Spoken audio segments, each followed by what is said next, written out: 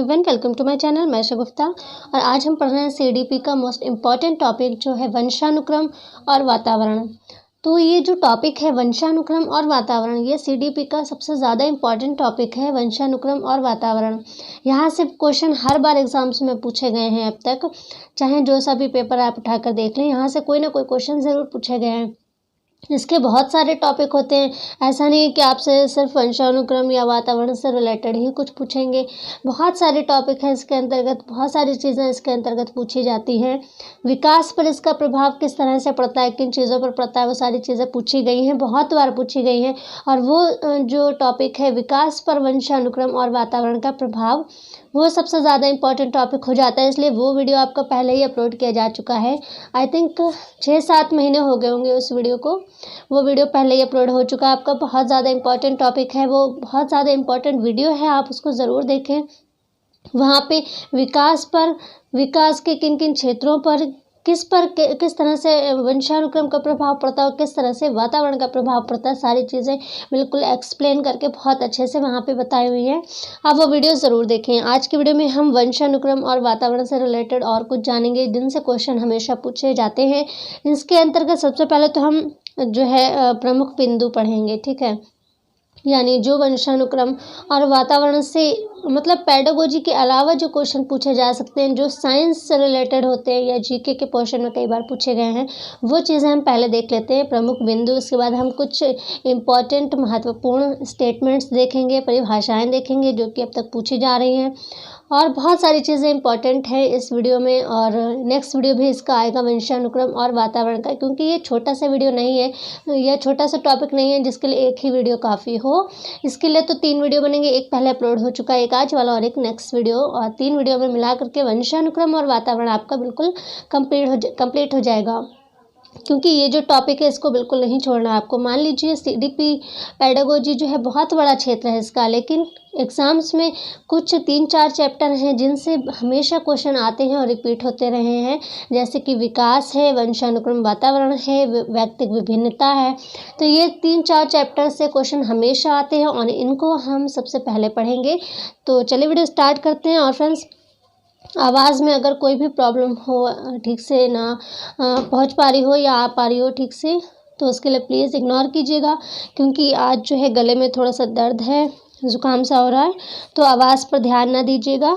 और क्योंकि important topic है तो बिल्कुल भी स्किप नहीं करना है वीडियो को, लास्ट तक वीडियो में बने रहना है। और चैनल पर नए हैं तो चैनल को सब्सक्राइब ज़रूर कर दीजिए, साथ ही बेल आइकन को भी प्रेस कर दीजिए। तो चलिए वीडियो स्टार्ट करते हैं। तो हम पढ़ रहे हैं वंशानुक्रम और वातावरण। तो सबसे पहले हम जानते हैं कि वंशानुक्रम जो है ये किसको कहते हैं। एक सेकंड, कलर चेंज कर लेते हैं।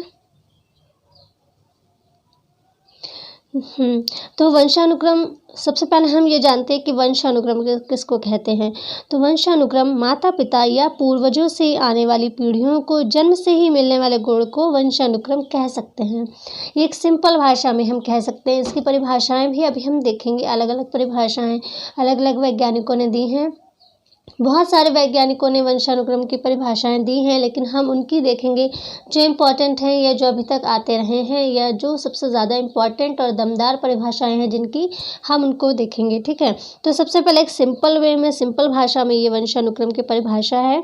माता पिता या पूर्वजों से आने वाली पीढ़ियों को जन्म से ही मिलने वाले गुण को वंशानुक्रम कह सकते हैं। तो सबसे पहले हम देखते हैं यहाँ से प्रमुख बिंदु, जो वंशानुक्रम और वातावरण के चैप्टर से जो क्वेश्चन अदर में सब्जेक्ट में कई बार पूछे गए हैं, जैसे साइंस के पोर्शन में पूछे गए हैं या जीके के पोर्शन में पूछे गए हैं, तो वो बिंदु हम सबसे पहले देख लेते हैं। सबसे पहला पॉइंट, बालक का लिंग निर्धारण पिता के द्वारा होता है। दूसरा, XX क्रोमोसोम से लड़की और XY क्रोमोसोम से लड़का शिशु पैदा होता है। आप सभी ने पढ़ा होगा, पता भी होगा, ठीक है। लेकिन महत्वपूर्ण बिंदु लिए हैं उससे रिलेटेड, वंशानुक्रम से रिलेटेड, तो सारी चीज़ें आपको पता होनी चाहिए। फिर नेक्स्ट है, पिता के सिर्फ 23वें जोड़े में XY गुणसूत्र, जबकि माता के सभी 23 जोड़ों में XX गुणसूत्र पाए जाते हैं। बहुत ज़्यादा इंपॉर्टेंट है और ये पूछा भी जा चुका है पिछले एग्जाम्स में। तो पिता के सिर्फ 23वें जोड़े में XY होता है और माता के सभी 23 जोड़ों में XX गुणसूत्र पाए जाते हैं। नेक्स्ट, इसलिए पिता के 23वें जोड़े गुणसूत्र को जो है वंशानुक्रम गुणसूत्र कहते हैं, और ये आपसे क्वेश्चन पूछा जा सकता है, ठीक है। तो इसको ध्यान से पढ़ें और नोट करें। फिर है, इन गुणसूत्र में 1000 तक जीन्स जुड़े होते हैं जो माता पिता के गुणों के वाहक होते हैं। यानी जीन्स क्या होते हैं? गुणों के वाहक होते हैं। नेक्स्ट है, हीमोफीलिया और वर्णांधता जन्मजात रोग हैं। यानी जन्मजात रोग अगर पूछे जाते हैं तो हीमोफीलिया और वर्णांधता यानी रंगों की पहचान नहीं हो पाती है, वो जो रोग हैं ये जन्मजात रोग है। और जो हीमोफीलिया रोग है इसको राजघराने का रोग भी कहा जाता है, क्योंकि महारानी विक्टोरिया को ये सबसे पहले हुआ था। तो ये राजघराने की बीमारी के नाम से भी जाना जाता है हीमोफीलिया। और हीमोफीलिया और वर्णांधता जो है ये जन्मजात रोग है। तो फ्रेंड्स, इसमें ये प्रमुख बिंदु हैं, इसमें कुछ भी एक्सप्लेन करने की ज़रूरत नहीं है फ़िलहाल, क्योंकि हम पेडागोजी पढ़ रहे हैं ना कि साइंस। सारी चीज़ें हम साइंस के पोर्शन में एक्सप्लेन से पढ़ेंगे, ठीक है। तो यहाँ पर तो हम पेडागोजी पढ़ रहे हैं, CDP पढ़ रहे हैं, तो उससे रिलेटेड जो क्वेश्चन बनते हैं सिर्फ वो पॉइंट मैंने यहाँ पे लिए, एक्सप्लेन करने की यहाँ पर बिल्कुल ज़रूरत नहीं है, ठीक है। फिर देखिए नेक्स्ट है, पिता द्वारा एक अतिरिक्त एक्स गुणसूत्र प्राप्त करने से होने वाले संतान में क्लीनफेल्टर सिंड्रोम होता है, ठीक है। ये इंपॉर्टेंट है, इसको जो है स्टार लगा लें, बिल्कुल इम्पॉर्टेंट है। पिता द्वारा एक अतिरिक्त एक्स गुणसूत्र प्राप्त होने से होने वाले संतान में कौन सा रोग होता है या क्या होता है? तो क्लीनफेल्टर सिंड्रोम होता है।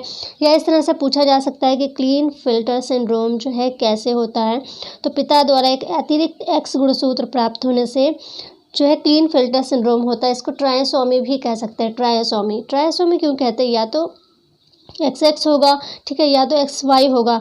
जब एक अतिरिक्त X मिल जाएगा, ठीक है, या तो यहाँ, ठीक है, जब एक अतिरिक्त X मिल जाएगा तो ट्रायसोमी कहते हैं। देखिए 3 ये हैं, 3 ये हैं, तो ट्रायसोमी इसको बोलते हैं। और ट्रायसोमी जो है उसके अभी आप देखेंगे यहाँ पर 3 मैंने यहाँ पे लिखे हुए हैं, और तीनों से आप यहाँ से एक क्वेश्चन आपके अभी जो रीट एग्ज़ाम्स हुआ है हाल ही में, रीट एग्ज़ाम्स में यहाँ से पूछा गया है। आप ध्यान दें, अगर पेपर आपने दिया होगा तो। फिलहाल यहाँ से ये जो 3 दिए हैं आपके, तीनों ही इंपॉर्टेंट हैं। पिता द्वारा एक अतिरिक्त एक्स गुणसूत्र प्राप्त करने से क्लीनफेल्टर सिंड्रोम होता है, यानी ट्रायोसोमी से क्लीनफेल्टर सिंड्रोम होता है। फिर है 13वें गुणसूत्र की ट्रायोसोमी से पेटाउ सिंड्रोम रोग होता है। 21वें गुणसूत्र की ट्रायोसोमी से डाउन सिंड्रोम रोग होता है। तो ये तीनों ही बहुत ज़्यादा इंपॉर्टेंट हैं। अभी हाल ही में जो रीट एग्ज़ाम्स हुआ है वहाँ पर यहाँ से क्वेश्चन पूछा गया है। जिसने भी आप में से किसी ने भी अगर एग्ज़ाम दिया होगा तो आपको पता होगा। तो ये तीनों ही सिंड्रोम जो है इंपॉर्टेंट है, इनको ज़रूर ध्यान से पढ़ें। फिर है, गुणों के वाहक जीन्स होते हैं। जैसे कि अभी बताया, गुणों के वाहक जीन्स होते हैं। लगभग 1000 तक जीन्स रहते हैं। नेक्स्ट है, आँखों का रंग भी वंशानुक्रम द्वारा प्रभावित होता है। फिर देखिए, मोस्ट इम्पॉर्टेंट है ये वाला, वंशानुक्रम का सही क्रम। आपको याद होगा एक बार के टेट के एग्ज़ाम्स में और CTET में भी ये पूछा गया है क्वेश्चन, वंशानुक्रम का सही क्रम। आपको याद होगा, जिसने भी वो पेपर दिया होगा टेट का, या नहीं दिया है तो पुराने पेपर आप देखें तो टेट CTET में ये पूछा जा चुका है, वंशानुक्रम का सही क्रम। 4 ऑप्शन दिए होंगे, किसी में पहले कुछ होगा, किसी में पहले कुछ होगा, तो ये क्रम आप याद कर लें। ये सही क्रम है, पहले अंडाणु, फिर शुक्राणु, फिर युग्मनज, और फिर उसके बाद होता है ब्लास्टोसिस्ट। तो ये जो है बिल्कुल सही क्रम है, इसको ज़रूर ध्यान से पढ़ें क्योंकि ये क्वेश्चन पूछा जा चुका है। अब देखते हैं परिभाषाएँ, इंपॉर्टेंट है ये, क्योंकि परिभाषाएं ज़रूर पूछी जाती हैं। हर बार एग्ज़ाम्स में 1 या 2 परिभाषाएं ज़रूर ली जाती हैं किसी न किसी चैप्टर से। तो बहुत ज़्यादा यहाँ पर नहीं ली हमने, जो इम्पोर्टेंट हैं वही ली हैं, और बहुत सिंपल परिभाषाएं हैं, 1-2 बार कहने से याद हो जाएंगी, ठीक है। तो सबसे पहले हमने ली है रूथ एवं बेनेडिक्ट। यहाँ पे बेनेडिक्ट है, ठीक है, रूथ एवं बेनेडिक्ट। इन्होंने क्या कहा है? माता पिता से संतान को प्राप्त होने वाले गुणों का हस्तांतरण ही वंशानुक्रम है। बहुत सिंपल परिभाषा है, किसकी? रूथ की और बेनेडिक्ट की। नेक्स्ट है जेम्स ट्रेवर की। जेम्स ट्रेवर ने कहा है माता पिता की शारीरिक मानसिक विशेषताओं का संतान में हस्तांतरण ही वंशानुक्रम है। जेम्स ट्रेवर ने कहा है। फ्रेंड्स, अभी हम यहाँ पे परिभाषाएं देख रहे हैं, तो परिभाषाओं में तो कुछ समझाने का नहीं होता। अभी हम सिद्धांत पढ़ेंगे, नियम भी पढ़ेंगे आज के ही वीडियो में, वंशानुक्रम और वातावरण के। नेक्स्ट वीडियो में हम वातावरण के सिद्धांत और नियम देखेंगे, जो कि बहुत ज़्यादा इंपॉर्टेंट है और यहाँ से क्वेश्चन पूछे जा चुके हैं। तो वीडियो को धैर्यपूर्वक देखें। और फ्रेंड्स, आवाज़ में अगर कोई दिक्कत हो तो प्लीज़ इग्नोर करें। फिर नेक्स्ट है BN झा। BN झा जो है इंपॉर्टेंट है, BN झा की भी स्टेटमेंट। वंशानुक्रम एक व्यक्ति की जन्मजात विशेषताओं का योग है। बहुत सिंपल परिभाषा, आप 2 बार बोलेंगे तो याद हो जाएगी। BN झा की क्या है? वंशानुक्रम एक व्यक्ति की जन्मजात विशेषताओं का योग है, और ये पूछी जा चुकी है। नेक्स्ट है वुडवर्थ। वुडवर्थ, ठीक है। तो वुडवर्थ की ने क्या कहा है, वंशानुक्रम में वे सभी तत्व शामिल हैं जो बालक के जन्म के समय उपस्थित थे लेकिन जिनकी उत्पत्ति जन्म के समय ना होकर 9 माह पहले हुई थी। यानी वुडवर्थ का स्टेटमेंट थोड़ा सा ध्यान से देखें।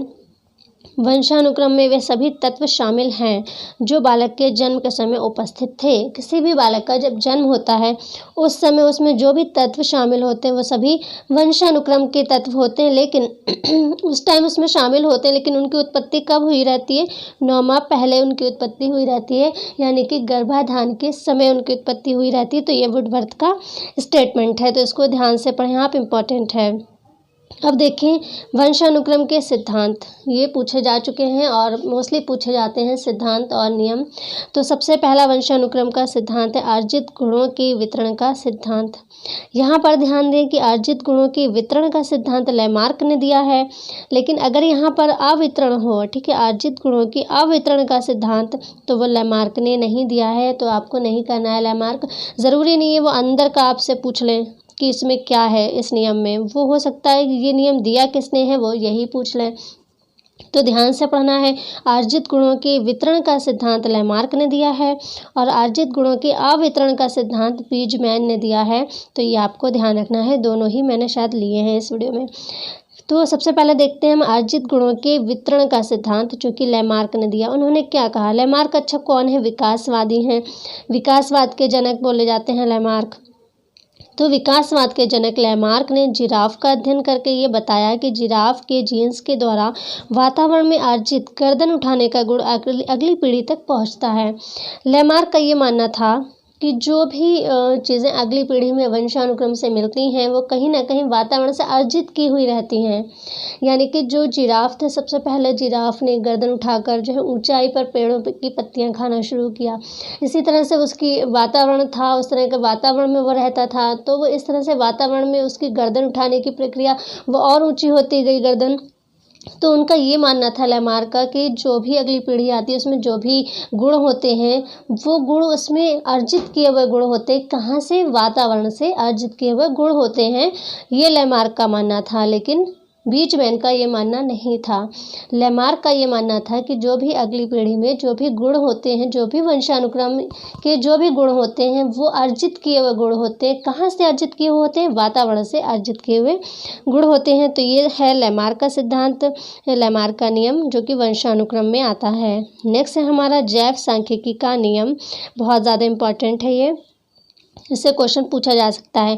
जैव सांख्यिकी का नियम दिया था फ्रांसिस गाल्टन ने, और गाल्टन जो है ये इम्पॉर्टेंट वैज्ञानिक हैं, इसको ध्यान से पढ़ना है। जैव सांख्यिकी का नियम किसने दिया, फ्रांसिस गाल्टन ने। इनके अनुसार संतान को माता पिता से 1/2, दादा दादी से, यानी देखिए माता पिता से 1/2 मिलता है, दादा दादी से 1/4, फिर जो परदादा परदादी से 1/8 और शेष जो पूर्वज हैं उनसे 1/16 गुण प्राप्त होते हैं। तो ये आपसे ये जो संख्या है ये पूछी जा सकती है किसी की भी, यानी माता पिता से कितना मतलब कितना भाग मिलता है ये पूछा जा सकता है। माता पिता से 1/2 भाग मिलता है, दादा दादी से 1/4, परदादा जो परदादी होते हैं उनसे 1/8 और जो शेष पूर्वज होते हैं उनसे 1/16 गुण प्राप्त होते हैं। ये किसका सिद्धांत है, ये है फ्रांसिस गाल्टन का सिद्धांत, यानी जैव सांख्यिकी का नियम कहते हैं इसको। तो ये इम्पॉर्टेंट है, इसको ज़रूर ध्यान से पढ़ें। फिर है अर्जित गुणों के अवितरण का नियम, अर्जित गुणों की अवितरण का नियम। अवितरण, देखिए अभी हमने वितरण पढ़ा ऊपर जो कि लैमार्क ने दिया, यहाँ पर है अर्जित गुणों की अवितरण का नियम जो कि बीजमैन ने दिया था। इनका मानना ये है कि माता पिता का कोई भी गुण संतान को प्राप्त नहीं होता है। इन्होंने अपना प्रयोग चूहों पर किया था। इनके जो बीजमैन है इनके इस नियम का खंडन किया गया था, यानी कि इसको गलत माना गया था, इसका खंडन किया गया था। इनका ये मानना था कि माता पिता का कोई भी गुण संतान को प्राप्त नहीं होता, तो ऐसा तो होता ही नहीं है। तो इनके इस नियम का खंडन किया गया था किनके, बीजमैन के। तो ये भी आपको ध्यान रखना है किसके वंशानुक्रम के सिद्धांत का खंडन किया गया था, तो बीजमैन के सिद्धांत का खंडन किया गया था। इनका मानना था माता पिता का कोई भी गुण संतान को प्राप्त नहीं होता, यानी वंशानुक्रम का तो प्रभाव पड़ता है, इनका ये मानना है कि वंशानुक्रम का प्रभाव पड़ता है लेकिन वातावरण का नहीं पड़ता। इन्होंने अपना प्रयोग चूहों पर किया था। इन्होंने क्या किया था, चूहों की पूँछ काट दी थी और उनको वातावरण में रखा, सेम वातावरण में। लेकिन जो अगली पीढ़ी आई उनके पूँछ थी। फिर इन्होंने क्या किया, फिर जो चूहे थे उनकी भी पूँछ काट दी, उनको फिर से उसी वातावरण में रखा और फिर क्या देखा, फिर जो अगली पीढ़ी आई उसमें भी पूँछ थी। तो इन्होंने ये सिद्धांत प्रतिपादित किया कि वातावरण का प्रभाव नहीं पड़ता है किसी भी प्राणी पर, तो वंशानुक्रम का पड़ता है। इन्होंने वातावरण का मतलब नहीं माना है बीजमैन ने, तो इनका जो है खंडन किया गया है।